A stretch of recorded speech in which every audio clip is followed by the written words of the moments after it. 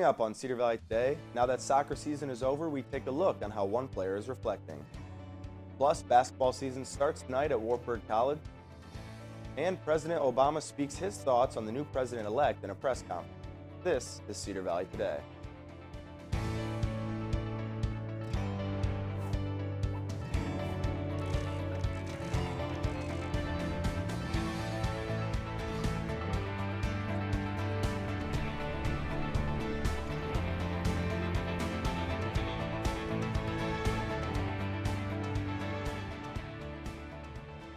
Hello and welcome to Cedar Valley Today. I'm Tyler Metcalf. Wartburg women's volleyball ended their season on Friday. The team ranked in the top 109 statistical categories released by the NCAA. Some of the categories included digs per set, blocks per set, team attacks per set, and assists per set. Individually, Mallory Urbis, Aaron Jones, and Catherine Nasby ranked in the top 104 statistical categories. Jones and Nasby were also named to the IIAC All-Conference Volleyball. Women's soccer ended their season, but some players are still reflecting.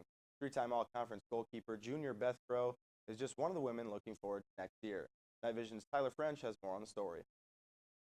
Although the Wartburg women's soccer season has just ended within the last month, this has not stopped starting goalie Beth Crow to begin preparation for next year and start addressing what the team needs to do to make another successful run coming into next year. You just got to come at it right away during preseason. We all got to come in fit. We all have to work hard every single day and keep on track with our goals and really work towards making those goals happen. Crow has been a 3-year starter for the women's soccer team and has been selected to the all-conference team at goalie each of those seasons, including a second-team selection this year. In 2015, as a sophomore, Crow was part of a team that won the Iowa Conference Tournament and advanced as a conference representative to the national level before eventually ending their season all the way in the Sweet 16. Although nationals were a very interesting experience, Crow said it's a lot more difficult to play there than during the regular season. I definitely have never been a part of that. It's completely different from high school, and it was a really fun experience. It was fun to play teams from different regions and get that good competition in. Playing those different teams, like teams in your conference. You kind of know the players, you kind of know their style, and with the teams from out of conference, you don't really know how they're going to play or who the players are, and it's just completely different and it's new and exciting. Already the Wartburg career leader in shutouts, Crow says that her goal is to come in next year and keep adding to that total, thus putting her team in a position to win every game. Crow knows that there may be some challenges next year, but she believes her team is strong enough to come in next year and compete at the highest level. The team is great. You have a new freshman class coming in every year, and every year it seems that it works great. They get along, everyone gets along well with each other, and they're just a great group of girls. Reporting for Wartburg Night Vision, I'm Tyler French.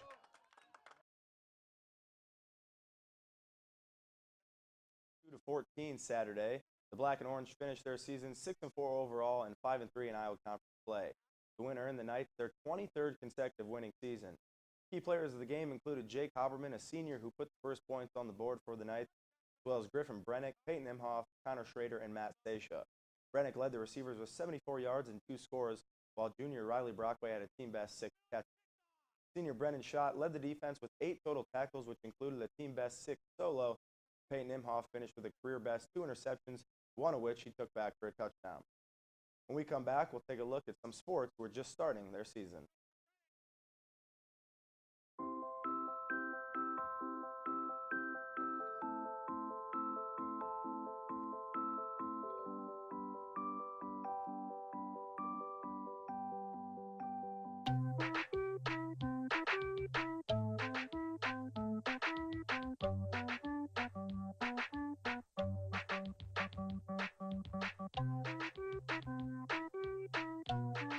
Start a story. Adopt at theshelterpetproject.org. Wartburg Knights are gearing up for nationals while others are hitting the court for the season opener.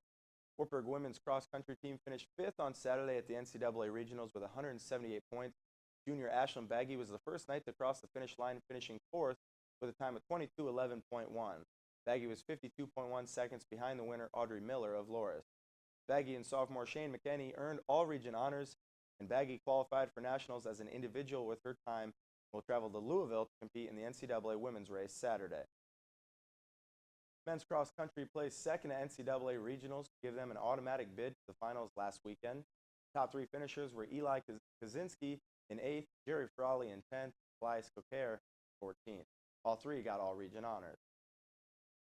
Women's basketball is hosting their home opener at 5:30 tonight. The Black and Orange are returning after landing a place in the NCAA Final Four last year.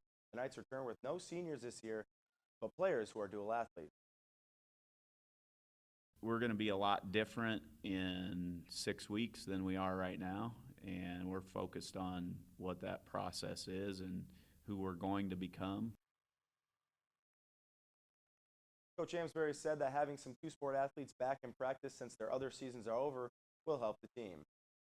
Wartburg men's basketball will play their first game of the season tonight. The Black and Orange have been projected to finish second in the Iowa Conference preseason poll.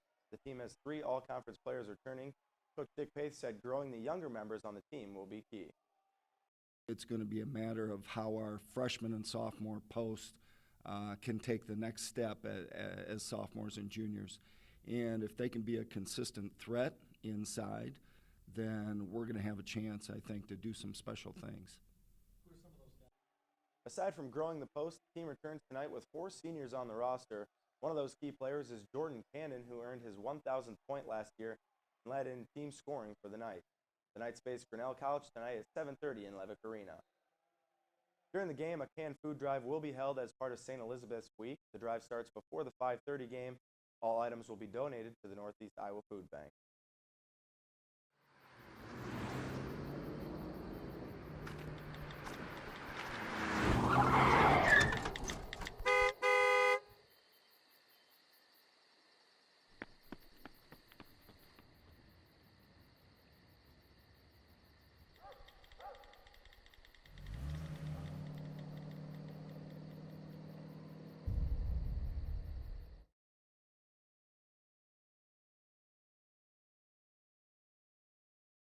Here's what's trending in the Cedar Valley.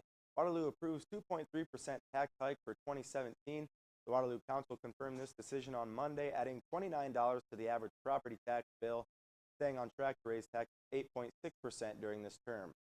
By the end of 2017, staff are expected to report to Council with a recommendation whether to keep, change, or permanently abandon the consumer price tax policy setting the budget.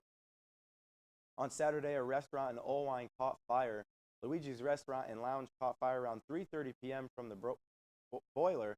The restaurant that has been in eastern Iowa since 1959 was completely destroyed. The family is still not sure at this time if they will rebuild a new restaurant. Iowa State, and UNI men's basketball teams have kicked off the year. Iowa State has started the year off 2-0, while Iowa played their first game this weekend, picking up the win. UNI had their first game of the year as well against Iowa Conference's Co-College. Panthers earned the win in that one. While college football is heating up down the stretch, sports fans now get to watch their favorite basketball teams start the season off the right way. Now let's take a look at your local weather.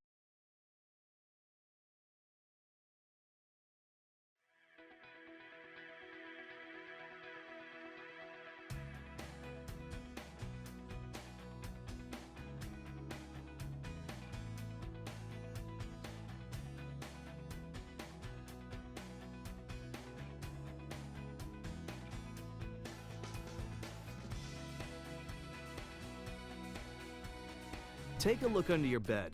Find stuff under there? What about jobs? No? Now try your closet. Still no jobs? Just more stuff? Well, you really have both. See, stuff is defined as household articles considered as a group. Sometimes this stuff is no longer needed. Wait, no longer needed? That can't be right. Because remember those jobs you were looking for? Those are really needed. And they're the stuff inside your stuff. Our job is to unlock those jobs. And it starts when you donate your stuff to your local Goodwill. Here's how we do it. When you donate to Goodwill, we sell your stuff to provide job training for people right here in your community. So just by teaming up with Goodwill, you help create jobs. And isn't that worth parting with the leftover keytar from your 80s cover band? Goodwill. Donate stuff, create jobs.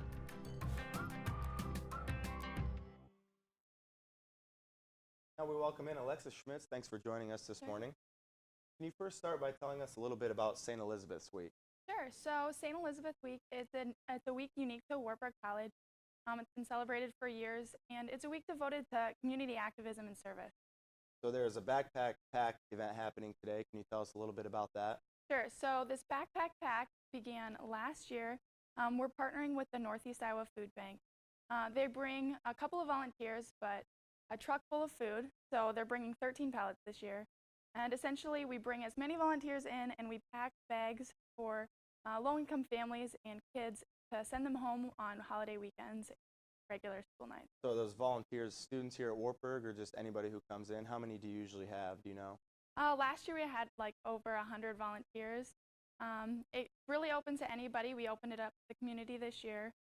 We try to contact music ensembles, sports groups, faculty departments, but we invite all students that have free time and are willing to volunteer their time to come in and join us. So what type of impact does that make on the kids that you're helping out, and how does it make the people who are involved feel as well? Well, for the people involved, it's just a great way to give back. It's a great opportunity for Wartburg students just to get involved with service right on campus. They don't have to travel anywhere. They don't have to do anything special. And for the kids, it's an amazing event that we can help out with because they are not able to get regular meals at home over the weekends or holidays. So Northeast Iowa Food Bank works to get these bags to the children in need so they don't go hungry over the weekend. So how do you work together with Northeast Iowa Food Bank then? Is it just with the transition to give the bag to the kids? Yep. So the Northeast Iowa Food Bank does this pack weekly on their Waterloo campus, and they usually bring in volunteers. But last year we were like, hey, why don't we bring it to Wartburg campus and have you bring the food here? We'll pack up all the bags. We'll send the bags back with you to the Waterloo campus, and then volunteers at the food bank there then distribute it to the various schools. So the backpack pack is happening today, but what are some of the other events throughout the rest of the week? Sure. Well, last night we had our launch. We had a couple of guest speakers, some music, and then kind of an informative session about the events throughout the week. Tonight we're having a bread night, which is symbolic because of the story of St. Elizabeth. We have stop and serve happening throughout the week, where at the bottom of the stairs at the Mensa, students can just come by and write a quick card for, then they'll be going to the families that are receiving our holiday shop gifts. So that's through the holiday shop initiative from the social work department. There's also penny drive for professor. We're raising money to go to the Cedar Valley Friends of the Family. And we're doing a clothing drive throughout the week. So tons of ways to get involved, really easy, and it's a great opportunity to learn. So obviously a lot going on this week. Thank you to Alexa for joining us today and giving us some of this information. We'll be right back. Every time I hear the alarm bell go off in school, I think it's an air raid. A lot of houses in our neighborhood have been destroyed. I like to close my ears and sing songs whenever the bombs come close. I'm worried our new neighbors won't like us. But I know it's all gonna be worth it. I just want my family to be safe. But these are not my words. These are not my words. These are not my words.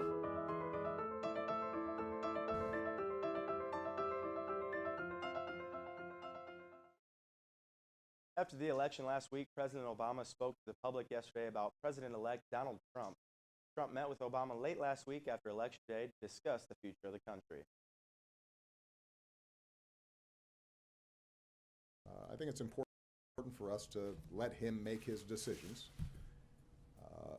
And I think the American people will judge over the course of the next couple of years whether they like what they see and whether these are the kinds of policies and this is the direction that they want to see the country going.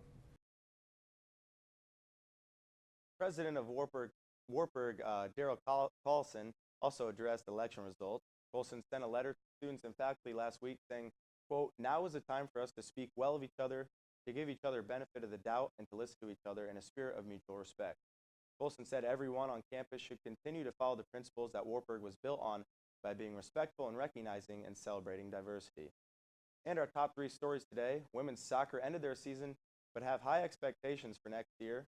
The Wartburg Knights kick off their basketball season tonight, and St. Elizabeth Week has a backpack pack today from 11 to 1 in the W Fieldhouse, so obviously great opportunity to help out there and to get the first game tonight for basketball. Thanks for watching, and be sure to like us on Facebook, follow us on Twitter. Have a great day, Cedar Valley.